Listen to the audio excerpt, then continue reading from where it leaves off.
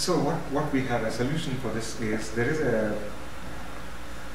an FFT module through which FFT module on the scope, which is a built-in FFT module on the scope which computes the spectrum, and from this spectrum with some post-processing algorithms we can do the PSD and hence fulfill or do the same test on the same scope.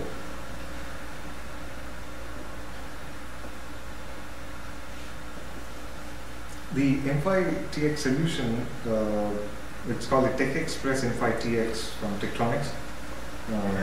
It's an automated solution. For example, just to imagine, let's say there were about 50 combinations to test. Essentially, when you switch from one gear to another, let's say the DUT is sending a gear 1 signal at this point, and the next minute it's sending a gear 2 signal. What essentially happens on the scope? What an user has to do, really, if I don't have an automation? I have to do the appropriate scope settings, vertical, horizontal scale, vertical scale, depending on the amplitude. So there will be a lot of manual intervention in trying to cover all these tests. So this automated solution helps in trying to automate all these slightly it helps automate and hence reduces the test time also. It is automated and it would be a shot in the arm. Scope setup, acquire, validate. As I mentioned, this signaling would need additional special intelligence to discern all the burst states and appropriately do the tests in the region specified. It also validates those waveforms and does the test appropriately. And the next point I want to highlight is analyze and measure. For the more specifically for the PWM case, which is in fact most high-speed serial standards, if not all, doesn't use PWM. So PWM is new to us. PWM is new to us. We don't have really analysis solutions on the scopes. It has to be redone, or especially done for M-PHY. So this analyze and measure does cater for both NRG and PWM signals. And finally, it would be reporting. Let's say you have ran about 50 tests, different gears, different termination. It is always nice to have all these results in a visually presentable form so that you can easily figure out which one has failed and try to decode, try to debug further. I have an sample report in the future slide which will tell you how it might help. And also the other point is it's a one-box solution for all tests. We have a frequency domain measurement to be made, so the scope itself, which has a built-in FFT module, can help support it covers all the tests prescribed by the CTS.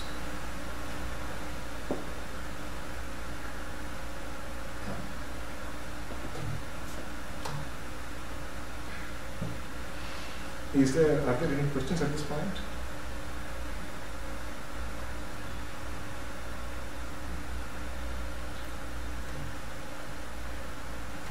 So essentially, I've just put up a snapshot of our application, which carefully shows here.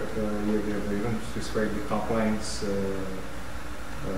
version of the CTS being used here, and the options it provides are as follows. We can select the signal type, whether it's PWM or HS. We can select the gear, one or more gears. You can select all gears at once. And the DUT operation can be either a burst mode or a continuous mode. Why we added this continuous is, let's say we have seen a couple of DUTs which still in the early development phase doesn't really send out send out a burst, so to say, a burst M-PHY signal with including prepare and stop.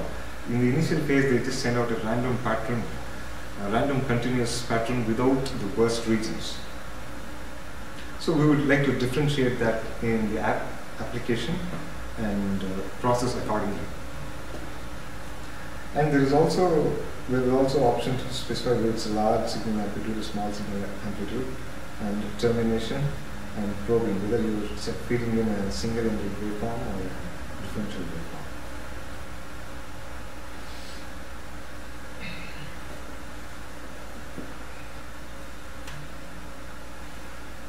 And this is a sample report. Let's go back to this URL. Let's say, for example, I select all the gears and one test. So, for example, it might look like this. The report might look like this. It says gear 0, and the test has ran for both small amplitude and large amplitude, and these are the results. And this is for gear 1, which is run for small amplitude and large amplitude, and the results as follows. Similarly, you can see it for gear 0 to gear 7. And if you see this point, it's the RT2. It has ran for the resistively terminated phase. So with I think this kind of reporting will give a slightly better visualization of where the problem could be, or to give a quick pointer for debugging.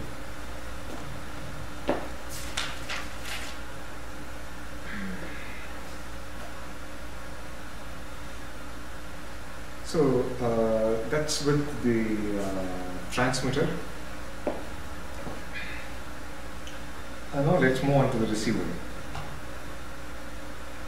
For the receiver testing, just to refresh on the receiver, I had to put one more slide which I didn't do. For the receiver testing, we would need a signal source, a compliant or calibrated signal source which feeds to the receiver of the DUT, and the loopback being enabled on the DUT. The output of the TX gets connected to the scope for bit error measurements. So essentially, we would need a signal source as well, and the scope, of course.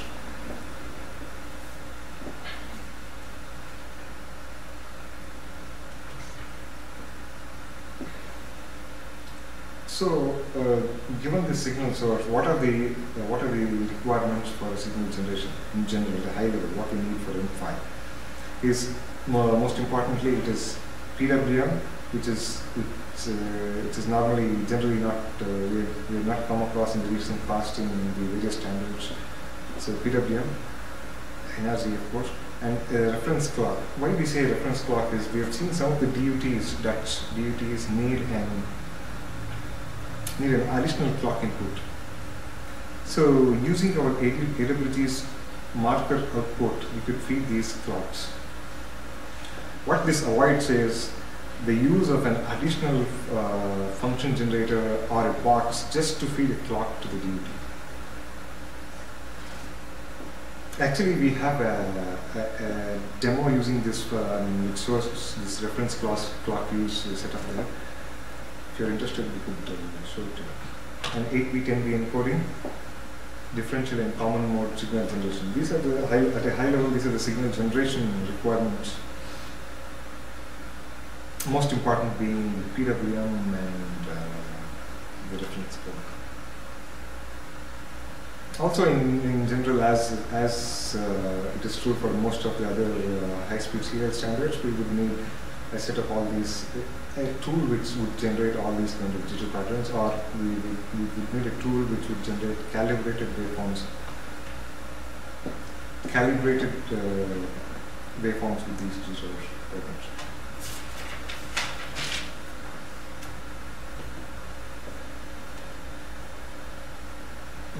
Next requirement is the bit error detection on the scope. It is nice to have a scope built-in error detector, which again avoids having one more box. Essentially, the scope has this BER, which can work on many different gears different patterns, and it also can work on everything the input of data.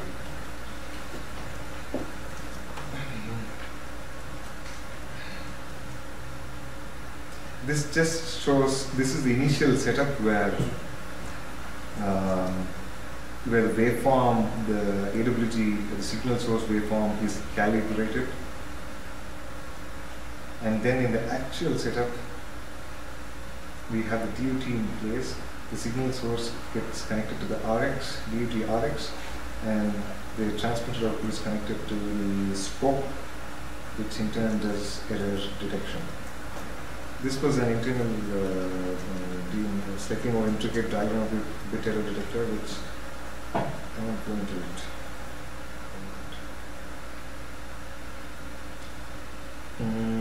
This also is essentially saying the same thing. With the scope, with the waveform generator is feeding to RX, DPDM, and the TX effect through possibly probably a differential probe if needed to the scope.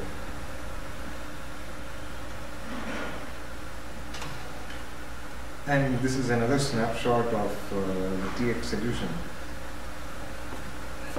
As a part of this TX solution, I'll just go back here. As a part of the TX solution, we would need, I'll just reiterate, we would need a set of compliant waveforms, calibrated compliant waveforms. So, as a part of this solution, we provided with a pre-created and calibrated set of waveforms.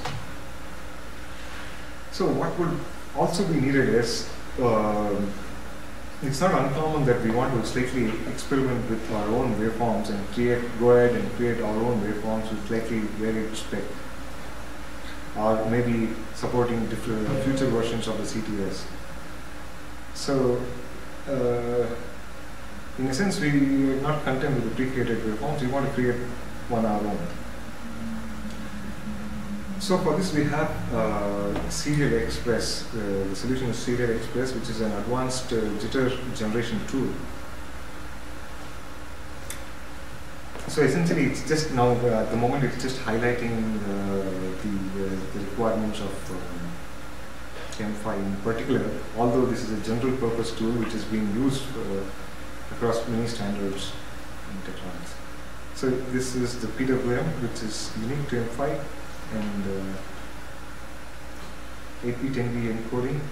This is PJ, and this is RJ.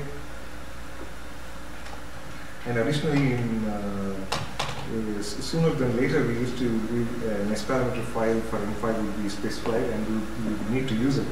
So Serial Express does that. We can feed in S parameter files, or in fact, we can feed in more than one file in cascade and generate a waveform.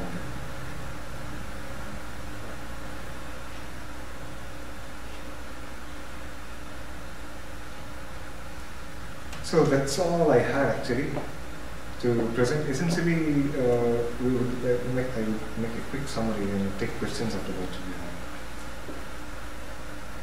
So, TechExpress automated solution to test multiple device parameters. And scope is a one-box solution where you can do the BER testing as well as the frequency domain measurement as specified in the CTS. So we don't need an additional spectrum analyzer and an additional box.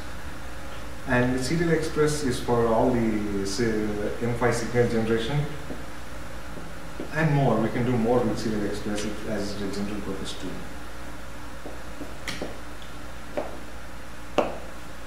So I think that ends my presentation. We have a few references here with the spec and our data sheet. Then I would leave it open for Q&A if you have any. So you can create, I assume using your tools, you can create some like eye diagrams and stuff like that of the waveforms. Yes, the scope will do it. Scope does that.